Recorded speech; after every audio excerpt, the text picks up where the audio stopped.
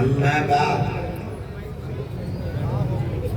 أعوذ بالله من الشيطان الرجيم بسم الله الرحمن الرحيم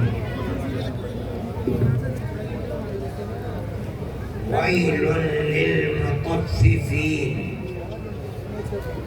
الذين إذا اكتالوا على الناس يستوفون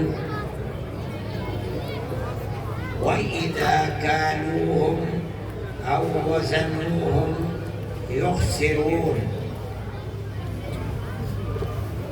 ألا يظن أولئك أنهم مبعوثون ليوم عظيم يوم يقوم الناس لرب العالمين صدق اللہ العظیم۔ میرے محترم بزرگوں اور دوستوں، مجھے خوشی ہے کہ میں آج حافظ صاحب مرحوم کی یادگار اس مدرسے میں مجھے حاضری کا موقع ملا۔ اللہ مدرسے کو قائم رکھے، ترقی عطا فرمائے اور حافظ صاحب مرحوم کے درجات کو اللہ بلند فرمائے۔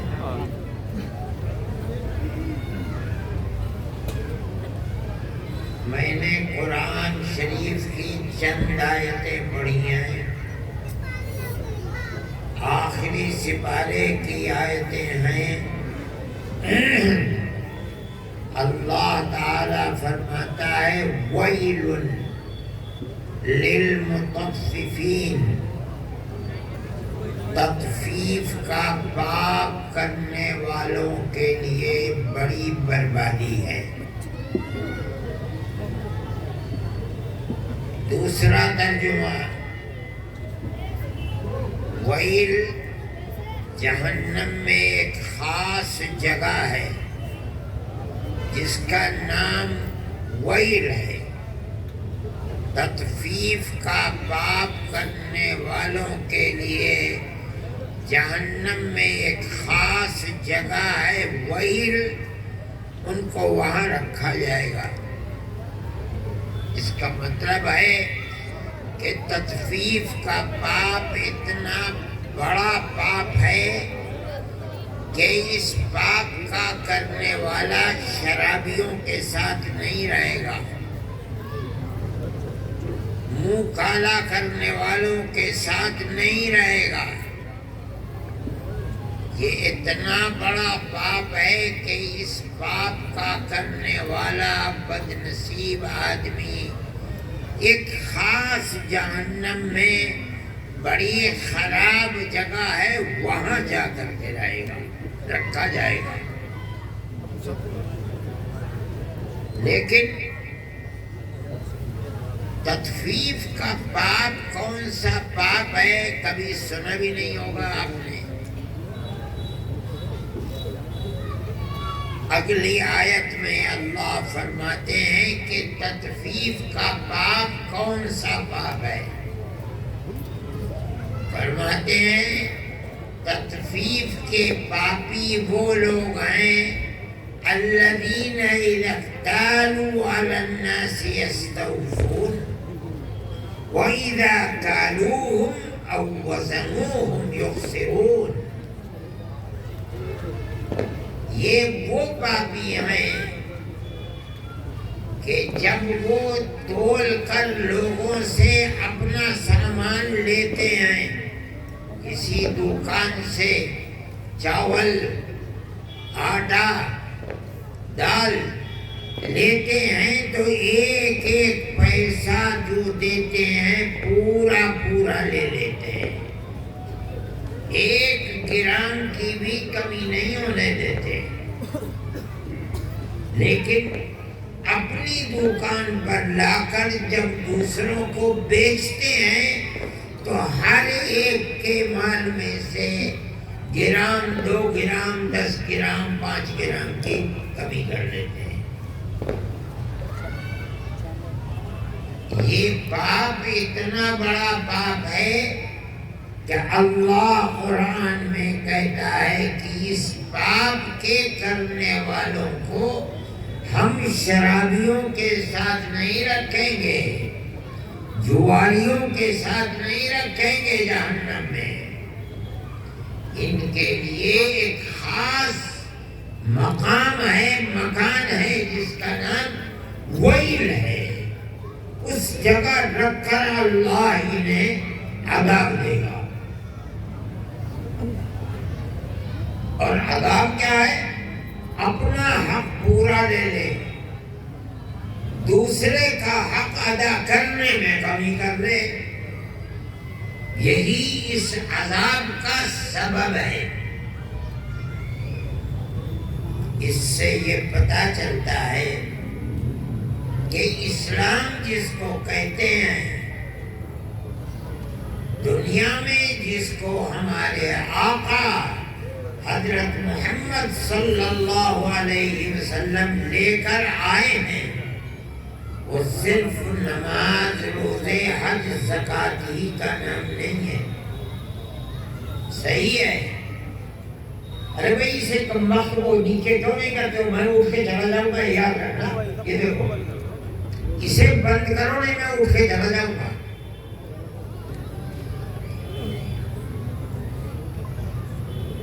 اسلام جس مذہب کا نام ہے، اس مذہب کے اندر جس طرح روزہ، نماز، حج، زکوٰۃ ضروری ہے، اسی طرح ویوہار، رہن سہن آپس میں،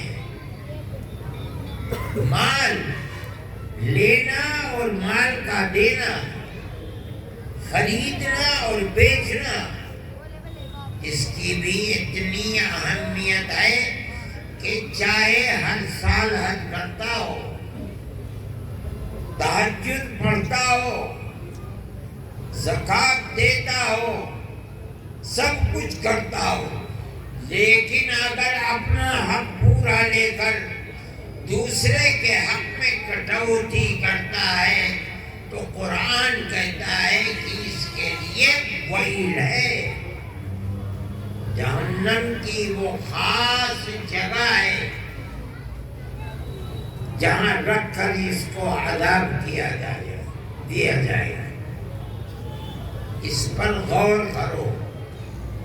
دوسرے کے حق میں کمی کرنا، اس کا مطلب ہے کہ اپنا مال تو پورا لے لیا، دوسرے کے مال میں کمی۔ مان لو ایک دکان آدمی کی 50 سال تک رہی اور روزانہ اس کی دکان پر 100 آدمی خریدنے آتے تھے،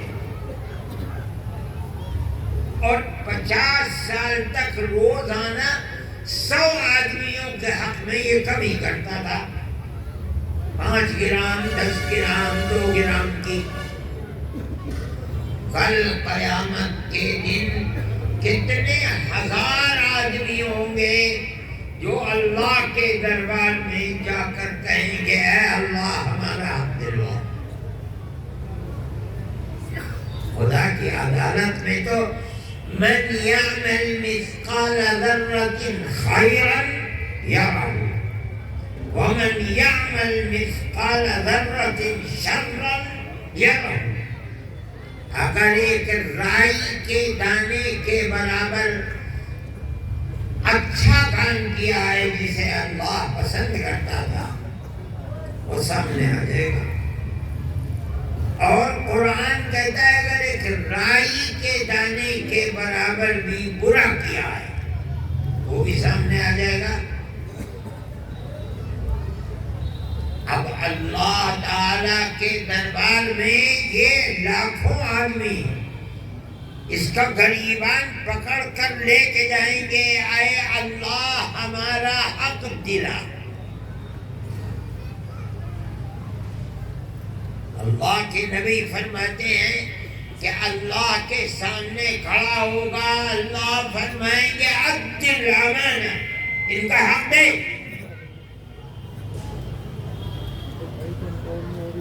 یہ دائیں بائیں دیکھے گا اور کہے گا انا یا ربی وقد ذہبت الدنیا، اے اللہ کہاں سے دوں؟ میں نے آٹا لیا تھا تو آٹا دال لی تھی، اس سے اس کا حق مارا تھا دال میں تو دال، شکر میں مارا تھا تو شکر۔ دنیا ختم ہو گئی، کچھ یہاں نہیں ہے، نظر نہیں آتا، کہاں سے؟ اللہ کو اتنا غصہ ہوگا، اتنا غصہ ہوگا۔ دوسری مرتبہ فرمائیں گے ہم کچھ نہیں سنتے، عد الامانہ، اس کا حق دے۔ یہ پھر کہے گا کہ اے الہ العالمین میری سن تو لیجیے، کہاں سے دوں؟ کوئی چیز نہیں۔ آٹا دال روٹی شکر سب دنیا ختم ہو گئی، میں کہاں سے دوں؟ اللہ تیسری مرتبہ بھی یہی فرمائیں گے عد الامانہ، دے اس کا۔ نہیں دے گا کہاں دے گا؟ جہنم میں ڈال دیا جائے گا۔ کسی انسان کا حق معاف ہو جائے قیامت کے دن، اللہ معاف فرماتے نہیں، ہم نہیں معاف کریں گے۔ جس کا حق تھا وہی معاف کر دے، اس کا حق تھا۔ لیکن اللہ سے کہے کوئی کہ اللہ معاف فرما دے، یہ نہیں ہوگا۔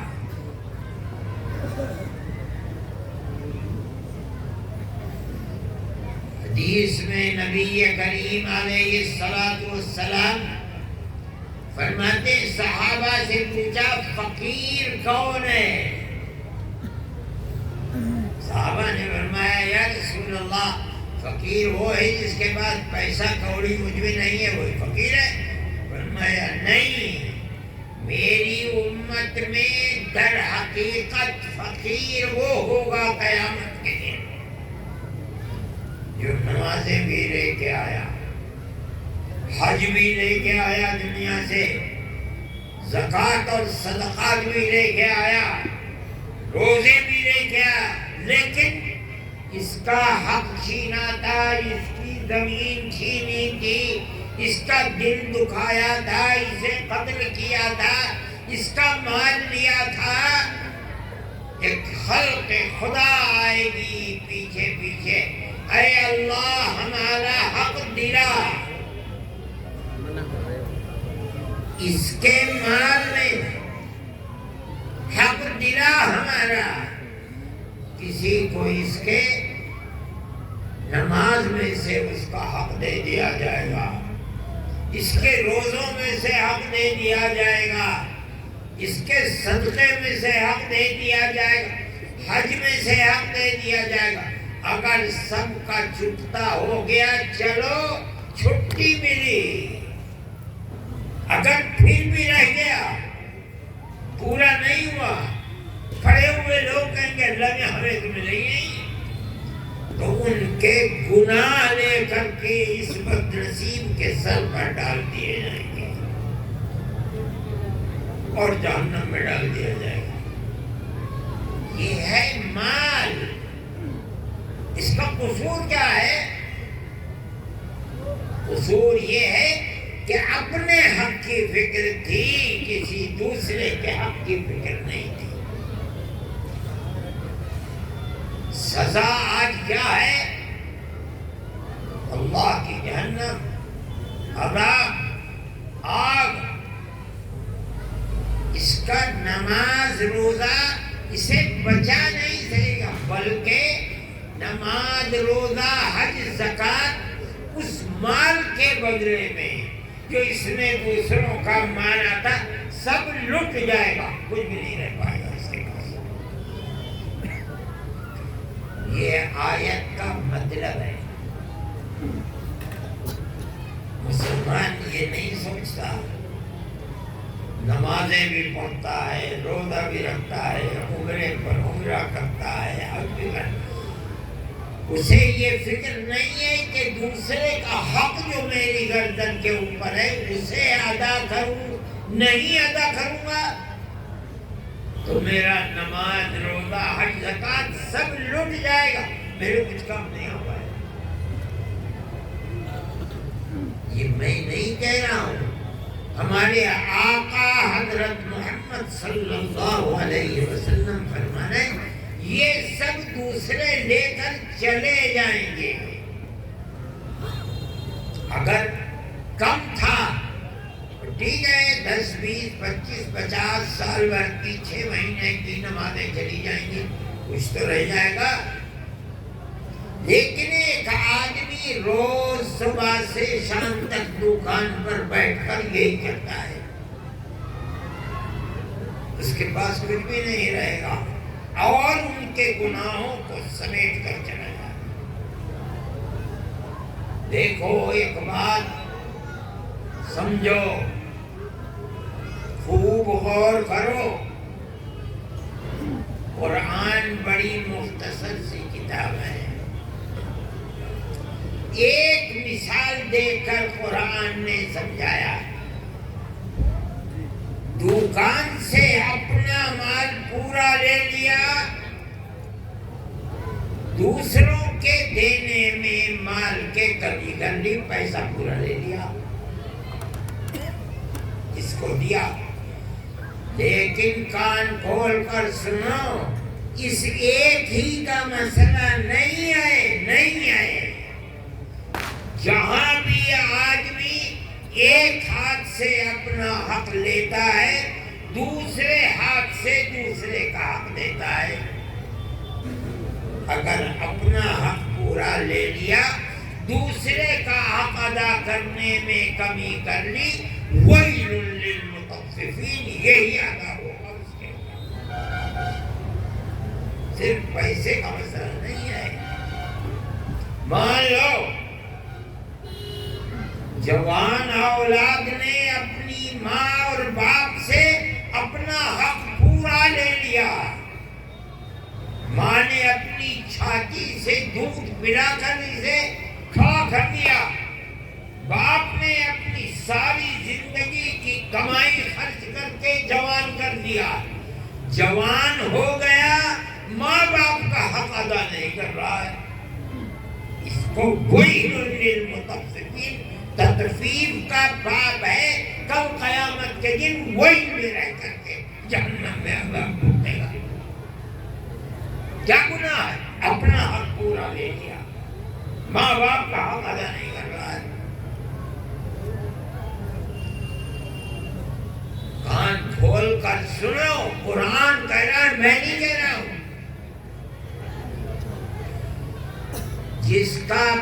جس مالک کا تو ملازم ہے، ہر مہینے میں تنخواہ لیتا ہے، مہینے کے آخری تاریخ کو اپنا پورا تنخواہ ایک پیسہ بھی نہیں چھوڑتا پورا لے لیا،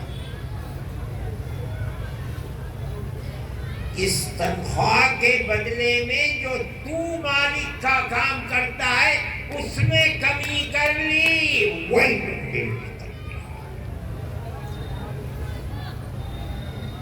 دیکھ لو، اپنا حق پورا لے لیا، جس مالک سے تنخواہ لے رہا ہے اس مالک کا کام کرنے میں کمی کر لی، یہ بھی تخفیف کا باب ہے۔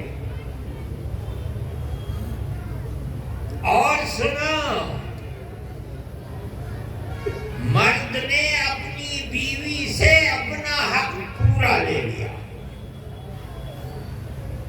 بچوں کی پیدائش، ان کا پالن، روزانہ کھانا، سارا حق اپنی زندگی کا پورا لے لیا، بیوی کا حق ادا کرنے کا وقت آیا اس میں کٹوتی کر لی، وَيْلٌ لِّلْمُطَفِّفِينَ تخفیف کا باب ہے۔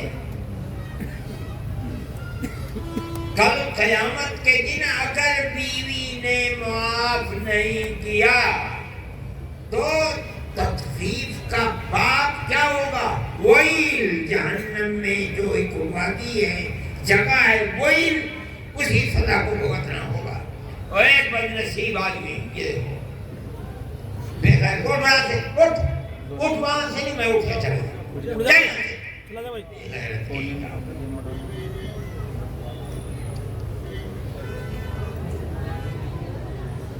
یہ ہے اس کے معنی۔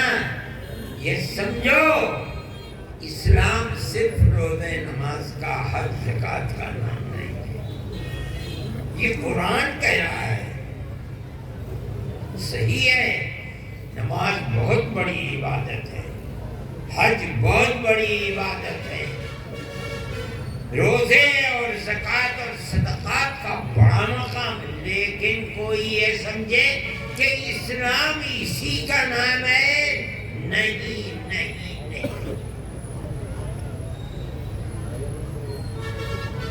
اس پر غور کرو۔ آدمی کو کوشش کرنی چاہیے کہ موت اس طرح آئے کہ جاتے ہوئے کسی کا حق گردن پر نہ رہے۔ میں مسلمانوں کہتا ہوں تم سے، تمہیں بری لگے گی بات، لیکن میں کہہ رہا ہوں اپنے دامن اور غریبان میں جھانک کے دیکھو، شاید ہی کوئی خوش نصیب گھر ایسا ہوگا جس میں بچیوں کا حق اور مرد بہنوں کے حق کو دے دیتا ہو۔ بھائی مل کر اپنا حق خود بانٹ لیتے ہیں، باپ بھی ایسے جاہل ہوتے ہیں، شادی بیاہ کر دیا، حق ادا کر دیا۔ ارے جاہل آدمی، یہ وراثت نہیں ہے جو تو نے اپنی زندگی میں دی ہے، تیرا مال تھا، چاہے جسے دے دے۔ وراثت کہا جاتا ہے جو تو مر کے مال، زمین، گھر بار چھوڑ کے جا رہا ہے، اس میں اللہ نے تیری بچیوں کا بھی حق رکھا ہے۔ نہیں دے گا، کل خدا کے دربار میں یہ بہن ہی تیری ہے، اے اللہ اس باپ نے میرا حق نہیں دیا تھا، اس بھائی نے میرا حق نہیں دیا، میرا حق دلوا۔ اور خدا کی عدالت وہ عدالت ہے، دینا پڑے گا، بغیر دے نکل نہیں سکتا ہے۔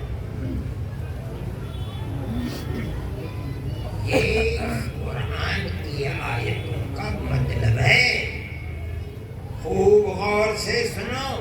حق ایسی چیز ہے چھوٹ نہیں سکتا۔ نبی کریم علیہ السلام کے سامنے ایک صحابی مر گئے، جنازہ آیا، جنازے کی نماز پڑھنے سے پہلے اللہ کے نبی نے پوچھا کہ اس جنازے والے جس کا جنازہ ہے یہ مرا ہے کیا یہ کسی کا مقروض تھا؟ صحابہ کھڑے ہوئے تھے، سب نے کہا یا رسول اللہ یہ کسی کا مقروض نہیں تھا۔ آپ آگے بڑھے اور آپ نے نماز جنازہ پڑھا دی۔ تھوڑی دیر میں دوسرا جنازہ آ گیا، آپ نے پھر وہی سوال کیا، یہ مرا ہے کسی کا حق تو اس کی گردن میں نہیں ہے، قرض کا حق۔ کسی نے کہا یا رسول اللہ یہ مقروض مرا ہے، فرمایا تم نماز جنازہ پڑھو، میں اس کی نماز جنازہ نہیں پڑھوں۔ کیوں؟ اس کی گردن پر دوسرے کا حق ہے، یہ مرا ہے دوسرے کا حق اس کی گردن پر۔ کیا تھا؟ مال تھا، یہ بھی نہیں معلوم کہ 1000 تھے، 100 تھے یا 2-4 تھے، تھا کیا؟ اس سے کوئی بحث نہیں۔ اس مرنے والے صحابی کی گردن پر دوسرے کا حق ہے، فرمایا تم نماز پڑھو، میں نہیں پڑھتا۔ ایک صحابی ہیں حضرت ابو قتادہ رضی اللہ تعالیٰ عنہ، وہ کھڑے ہوئے یا رسول اللہ دینہ علیہ، اس کا قرض میری گردن پر ہے، میں ادا کروں گا۔ اب اللہ کا نبی آگے بڑھتا ہے اور نماز جنازہ پڑھتا ہے۔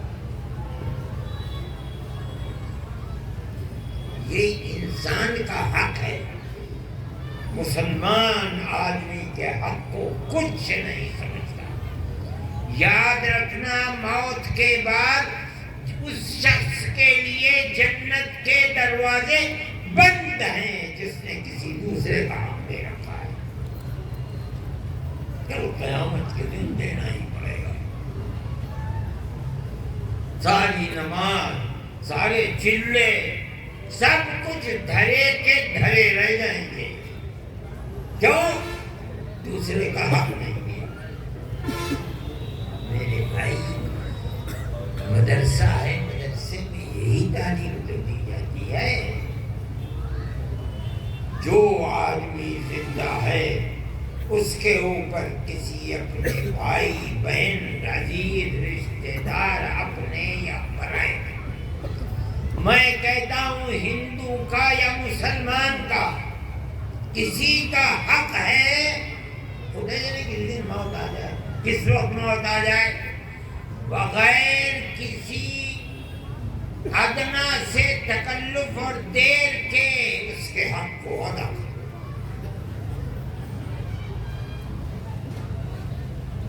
اگر موت آ گئی اور حق ادا نہیں ہوا، دو ہی طرح، یا تو دے دو موت سے پہلے، یا پیر پکڑ کر ہاتھ جوڑ کر معاف کرا۔ بہن ہے، بیٹی ہے، دیا نہیں ہے، یا تو دنیا میں حق دے دو، اور اگر نہیں ہے دینے کو تو پیر پکڑ کر ہاتھ جوڑ کر معاف کرا۔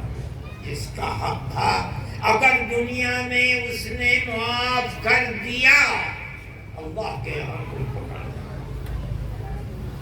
جس کا حق تھا اس نے معاف کر دیا، اللہ کے یہاں کیوں پکڑو گے؟ اگر موت آ گئی، نہ معاف کرایا اور نہ دیا، تو کل قیامت کے دن دینا ہی پڑے گا۔ اللہ فرماتا ہے دنیا میں کسی دوسرے کا حق ہڑپ کرنے والا، مارنے والا کیا بھول گیا؟ الا یظن اولئک انہم مبعوثون لیوم عظیم۔ کیا دوسرے کا حق مارنے والے بھول گئے کہ دوبارہ زندہ کر کے قیامت کے دن، بہت بڑا دن جس میں ساری جہان اللہ رب العزت والجلال کے سامنے کھڑے ہو کر حساب دیں گے، کیا اس دن کو بھول گیا؟ نہیں، تجھے موت آنی ہے، ہم پھر زندہ کریں گے، پھر قبروں سے اٹھائیں گے، اور ہمارے سامنے تجھے آ کر کے اپنی دنیا کی زندگی کا حساب دینا ہے، اور ایک ایک کوڑی کا حساب دینا ہے۔ میرے بھائی، مسلمان بڑا بے خبر ہے، یہ سمجھتا ہی نہیں کہ میری موت بھی آئے گی، مجھے کل اللہ کے دربار میں حساب بھی دینا ہے۔ کسی آدمی کا اپنی بیٹی کا باپ پر حق ہے، بیٹوں کا باپ پر حق ہے، بہنوں کا بھائی پر حق ہے، شوہر پر بیوی کا حق ہے۔ جس کسی کا حق ہے دنیا میں موت سے پہلے حق کو ادا کرتے چلو، آخرت کی منزل آسان ہو جائے گی۔ اگر نہیں تو تنہا نماز روزے ہی کو دین سمجھنا یہ بڑی نادانی کی بات ہے۔ صحیح ہے، نماز کا مرتبہ ایمان کے بعد سب سے بڑا مرتبہ ہے۔ حج کا مرتبہ مغفرت کے لیے اگر قبول ہو جائے تو گناہوں سے پاک ہو جاتا ہے، لیکن کسی انسان کا حق معاف نہیں ہوتا۔ مجھے خوشی ہے کہ مجھے آپ حضرات کے پاس حاضری کا موقع ملا۔ میں خود اس لائق نہیں ہوں کہ چل سکوں پھر سکوں، لیکن حضرت حافظ صاحب مرحوم کہ مدرسے کا جلسہ تھا، میں نے منع بھی کیا ان حضرات سے، مگر ان کا اصرار بڑھا، میں آ گیا۔ اللہ ہم سب کو اس طرح موت عطا فرمائے کہ ہماری گردن پر کسی کا کوئی حق نہ، ہماری دنیا کو بھی اللہ آباد فرمائے، ہماری آخرت کو بھی آباد فرمائے، اور اللہ تعالی ہمیں قول ثابت قرآن کے اندر یعنی کلمہ لا الہ الا اللہ محمد رسول اللہ پر مضبوط جمع دے، اس دنیا میں بھی اور آخرت میں بھی، اور ہمیں نبی کریم علیہ السلام کی سنت اور طریقے پر، تعلیمات پر عمل کرنے کی توفیق عطا فرمائے۔ وآخر دعوانا ان الحمد للہ رب العالمین۔